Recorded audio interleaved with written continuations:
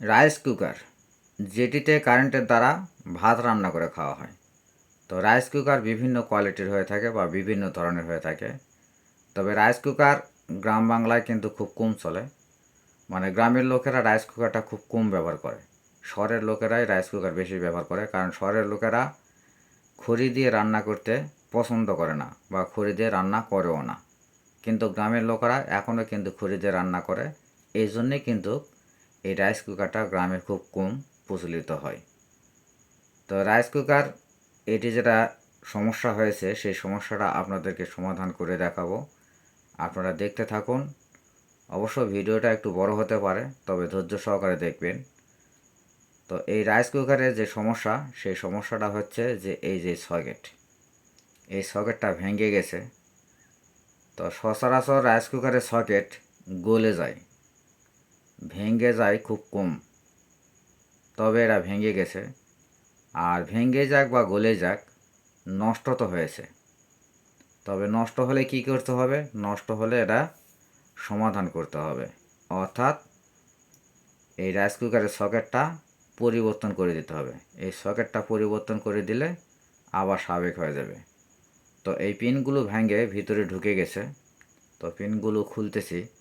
আর এই পিনগুলো খোলা অবস্থায় খুলতে একটু না কষ্ট হয়, কারণ যখন রাইস কুকার হচ্ছে রানিং থাকে তখন কিন্তু রাইস কুকারে অনেকটা হিট হয়। আর এই হিটের কারণে এখানে জাং ধরে যায় এই স্ক্রুতে। আর হিট তো রাইস কুকারের কাজ, হিট যদি না হয় তাহলে তো হচ্ছে ভাত রান্না হবে না। তবে আমার সকেটটি কিন্তু সেট করা হয়ে গেল। আর এই সকেট সেট করার জন্য তলাটা খুলতে হয়, কারণ সকেটটি বাইরে থেকে খোলা যায় কিন্তু বাইরে থেকে লাগানো যায় না। কারণ এই সকেটের ভিতরে যেটা স্ক্রু দিয়ে আটকানো থাকে, তার ভিতরে একটি রবার রবার থাকে, যার সাথেই এই স্ক্রুটা লাগানো থাকে। এই জন্যে এই তলাটা খুলতে হয়। আর এই তলা না খুললে এটা হচ্ছে লাগানো সম্ভব হয় না। তবে আমার হচ্ছে সুন্দরভাবে এই সকেটটি লাগানো শেষ। এখন লাইন দিয়ে দেখতে হবে কাজটি কোনো সমস্যা থাকলো কি না, কারণ কাজ করার পর এটা চেক করা একান্ত দরকার। এটাই কিন্তু টেকনিশিয়ানদের কাজ, যে একটি কাজ করার পর অ্যাকুরেট হলো কিনা চেক করে দেখার পর তারপরে ডেলিভারি দিতে হয়।